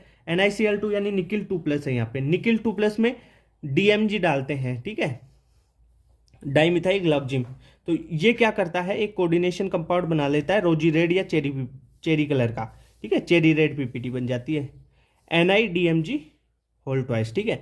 इसकी स्ट्रक्चर से क्वेश्चन पूछा जाता है, देखो यहाँ पर निकिल 2+ में है, DMG की स्ट्रक्चर बना लो, ये C double bond NOH, C double bond NOH और C से CH3 जुड़ा हुआ है। देखो ये स्ट्रक्चर बना लेंगे अपन इसकी। इसमें क्वेश्चन क्या पूछा जाता है कि इसमें चिलेशन हो रहा है, हाँ हो रहा है, कितनी रिंग्स हैं, 4 रिंग्स बनेगी, 1 2 3 4, ठीक है, 4 रिंग्स बनी है।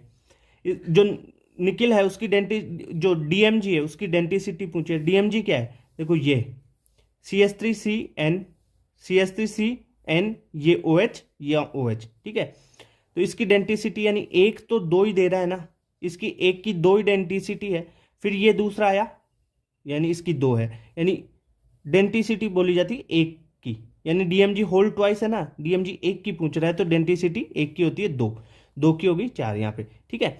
तो डोनर एटम किस क्या है इसमें, नाइट्रोजन है, ये भी पूछा जाता है, क्वेश्चन आया हुआ है इसमें। एक क्वेश्चन और ये भी आया हुआ है कि 4 मेंबर की और 5 मेंबर की रिंग पूछी हुई, 5 मेंबर और 6 मेंबर की रिंग पूछी हुई है। देखो इसमें 5 मेंबर है, कैसे, 1 2 3 4 5, 5 मेंबर। इसमें देखो निकिल, नाइट्रोजन, OH, देखो 1 2 3 4 5 6, ठीक है, 6 मेंबर की रिंग। ये 6 मेंबर की दो रिंग है और 5 मेंबर की भी दो रिंग है, ध्यान रखना। ये 5 मेंबर की रिंग है, ये 6 मेंबर की, ये 5 मेंबर की रिंग, ये 6 मेंबर की रिंग, ये भी पूछा जाता है। ये वाटर में इनसॉल्युबल कंपाउंड है, उसमें देखो सिमेट्रिकल हाइड्रोजन बॉन्डिंग हो रही है, यहाँ पर देखो सिमेट्रिकल हाइड्रोजन बॉन्डिंग हो रही है, ये ध्यान रखना। ये DsP2 है इसका हाइब्रिडाइजेशन, ये स्क्वायर प्लेनर कॉम्प्लेक्स है। तो यहाँ पर जेई मेंस में भी क्वेश्चन पूछा हुआ है इससे, निकिल DMG2 प्लस, ये रोजी रेड कलर का PPT होता है, इसमें चार जो है रिंग बनती है, एक दो तो 5 मेंबर की रिंग बनेगी है, दो 6 मेंबर की रिंग बनती है। ये ऑप्टिकली इनएक्टिव कंपाउंड है क्योंकि इसमें सिमेट्रिकल हाइड्रोजन बॉन्डिंग हो रही है, और ये वाटर इंसोल्यूबल है, इसकी कोऑर्डिनेशन नंबर 4 हो गई।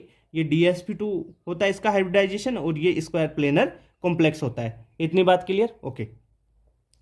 तो निकिल अगर CO के साथ में न्यूट्रल कॉम्प्लेक्स बनाता है तो एक NiCO4 का वॉयलेट कॉम्प्लेक्स बनाता है, जिससे अगर हीट करते हैं तो निकिल प्योर अपने को मिल जाता है। ये इम्प्योर निकिल से प्योर निकिल बनाने का एक तरीका है। ये देखो NCERT में एक लाइन दे रखी इसकी कोऑर्डिनेशन कंपाउंड में, इसलिए ये रिएक्शन बताई है मैंने, ओके। चलो ये हो गया। इसके बाद में बेरियम 2+, Ba2+, कैल्शियम 2+ और मैग्नीशियम 2+ के बात कर लेते हैं। जो Ba2+ है NH4 होल ट्वाइस CO3, यानी अमोनियम कार्बोनेट के साथ रिएक्शन करेगा तो बेरियम कार्बोनेट बना लेगा, जो व्हाइट PPT का होता है। अगर इसमें अपन देखो एसिटिक एसिड और K2Cr2O4 डालते हैं, देखो K2Cr2O4 डालेंगे, देखो ये व्हाइट PPT है, पहले तो इसको डिजोल्व करेंगे, तो एसिटिक एसिड डाल के इसको डिजोल्व कर लेंगे, घोल लेंगे, फिर इसमें K2CrO4 डालेंगे, तो K2CrO4 क्या बना देगा, BaCrO4, जो येलो PPT का होता है, ठीक है, ओके। जो बेरियम होता है ना, उसका CrO4 2- के साथ सोल्ट, SO4 2- के साथ, और C2O4 2- के साथ, ये सारे सोल्ट क्या होते हैं, इनसोल्यूबल सोल्ट होते हैं। अगर कैल्शियम की बात करें, कैल्शियम वही अमोनियम कार्बोनेट के साथ रिएक्शन करके कैल्शियम कार्बोनेट बनाता है, व्हाइट PPT का होता है। इसको व्हाइट PPT को डिजोल्व करने के लिए इसमें एसिटिक एसिड डाला, व्हाइट PPT को डिजोल्व करने के लिए इसमें क्या डाला अपन ने, एसिटिक एसिड डाला, और जो एसिटिक एसिड डालने के बाद में इसमें डाल दिया अपन ने अमोनियम ऑक्जेलेट। जो अमोनियम ऑक्जेलेट है ना, वो कैल्शियम ऑक्जेलेट का जो एक व्हाइट PPT बना लेता है, ठीक है। और एक चीज बताऊं, देखो बेरियम का क्रोमियम जो है CrO4 2-, SO4 2-, और C2O4 2-, इन तीनों का जो कॉम्प्लेक्स बनता है ना, यानी BaCrO4 बन जाए, BaSO4 बन जाए, BaC2O4 2- O4 बन जाए, है ना। तो ये क्या होते हैं, सारे इंसॉल्युबल होते हैं, पर इसका कैल्शियम का C2O4 2- ही इंसॉल्युबल होता है, ठीक है, यानी कैल्शियम ऑक्जेलेट ही इंसॉल्युबल होगा, ओके। अगर मैग्नीशियम के टेस्ट की बात करते हैं तो मैग्नीशियम 2+ है ना, वो रिएक्शन करेगा Na2HPO4 के साथ में, Na2HPO4 के साथ में रिएक्शन करके मैग्नीशियम अमोनियम फॉस्फेट बना लेगा, और जो व्हाइट PPT का होता है, एक ही बस इसकी एक ही रिएक्शन दे रखी है भाई, इतनी सारी रिएक्शन है तो एक एक याद करना भी बहुत मुश्किल हो जाता है, ठीक है। तो इतनी चीज हो गई। अब देखो ये बेरियम 2+, कैल्शियम 2+ और मैग्नीशियम 2+ के सारे कॉन्सेप्ट बता दिए। अब लास्ट आ जाता है अपना NH4+। देखो NH4+ की रिएक्शन KOH या कोई भी बेस से करवा लेते हैं अपन, ठीक है। तो ये क्या देता है, अमोनिया दे देता है अपने को, NH3 गैस निकाल देता है। NH3 गैस कैसे निकालेगा, ठीक है, इसकी पहचान कैसे करेंगे, तो आप एक ग्लास रोड लो, ऐसी ग्लास रोड लो, उस पर HCl लगाओ, और जो जहाँ पे NH3 निकल रही है ना, वहाँ पे लेके जाओ उसको, तो क्या करो, क्या देखोगे, वहाँ पे NH4Cl के व्हाइट फ्यूम्स निकल रहे हैं, ठीक है। तो जो NH4Cl है उस कैसे, देखो NH3+ HCl रिएक्शन करके NH4Cl बना लेंगे, जिसके व्हाइट फ्यूम्स निकलते हैं। देखो जो NH3 है, इसकी रिएक्शन आप नेचुरल रिएजेंट से करवा दो, यानी K2HgI4 बेसिक मीडियम में, ठीक है, बेसिक मीडियम में हो तभी इसे नेचुरल रिएजेंट बोलते हैं। तो ये क्या बना देता है आपको, रेड ब्राउन पीपीटी देता है। और रेड ब्राउन पीपीटी होती है आयोडीन ऑफ मिलन बेस की। ठीक है, iodine of Milan base compound बनता है जैसे एसजीओ एसजी NH2I। ठीक है, ये कंपाउंड बनता है एसजीओ एसजी NH2I, ये आयोडीन ऑफ मिलन बेस होता है। तो ये जो है ना, ये रेड ब्राउन पीपीटी होती है। इससे अमोनियम जो NH4+ है उसका टेस्ट हो जाता है। सिंपल सा टेस्ट है। अब देखो मेरी बात सुनो, मैंने आपको सारी चीज़ें बता दी। सबसे पहले देखो, मैंने बताया आपको जो सारे कैटाइंस हैं वो बता दिए। देखो जो नीट का सिलेबस है ना, वही चीज़ से शुरू किया अपन ने। यही नीट के सिलेबस में उनको ग्रुप में डाल दिया, 6 ग्रुप बनाए और फिर इनकी पीपीटी आपको याद करने के लिए बोला। ठीक है, फिर अपन ने जो टेस्ट है सारे वो कर लिए। फ्लेम टेस्ट भी कर लिया, phosphate bead test, charcoal cavity, borax bead test, ये सारे टेस्ट कर लिए। इसके बाद में अपन ने देखो ये कॉपर 2+ और लेड 2+ का टेस्ट कर लिया। लेड 2+ के सारे टेस्ट कर लिए। उसके बाद में कॉपर 2+ के टेस्ट भी कर लिए। ये कॉपर 2+ के, इसमें ध्यान रखना CUS का ब्लैक पीपीटी होता है। और एक क्वेश्चन ये K4FeCN6 का याद रख लेना, चॉकलेट ब्राउन पीपीटी। ठीक है, ओके, ये चीज़ हो गई। इसके बाद में देखो Ba2+, कैल्शियम 2+, मैग्नीशियम 2+ के टेस्ट देख लिए। ठीक है, ओके। अब आ गया आपका जिंक का और निकिल 2+ का। ये निकिल 2+ को तो इम्पोर्टेंट है, सबसे इम्पोर्टेंट निकिल 2+ का ही टेस्ट है। इसमें ये जो डाईमिथाइल ग्लाइकोजन है ना, इसका कोऑर्डिनेशन कंपाउंड में भी दे रखा है। वहाँ पे भी आप पढ़ते हो DMG को रेड रोजी रेड पीपीटी बनाता है, ये चेरी रेड, ये कॉम्प्लेक्स कंपाउंड बनाता है। और एक EDTA की स्ट्रक्चर में भी एसिक्लेशन बनती है, वो भी याद कर लेना। बस 2 इक्वेशन बनते हैं, निकिल DMG वाला और EDTA का, वो कोऑर्डिनेशन कंपाउंड में है EDTA, है ना, वो भी याद कर लेना। ये एल्युमिनियम और आयरन के टेस्ट हो गए। अब इनके टेस्ट के बाद में अपन ने NH4 का टेस्ट देख लिया। क्लियर बात? तो ये सारी चीज़ें हो गई भाई। मैंने आपको इनऑर्गेनिक केमिस्ट्री की सारी चीज़ें, ये जो सॉल्ट एनालिसिस है, पूरा करवा दिया। ठीक है, अब इससे बाहर कोई भी चीज़ नहीं बची। कॉन्सेप्ट यही है, सारे कॉन्सेप्ट यही है, सारी रिएक्शन आपको यही याद करनी है। इसके अलावा और कुछ याद करोगे फालतू में जाएगा। ठीक है, जो सिलेबस में है वो चीज़ें बता चुका। ओके, सपोर्ट करो यार। ठीक है, और क्या बोलूँ आपको।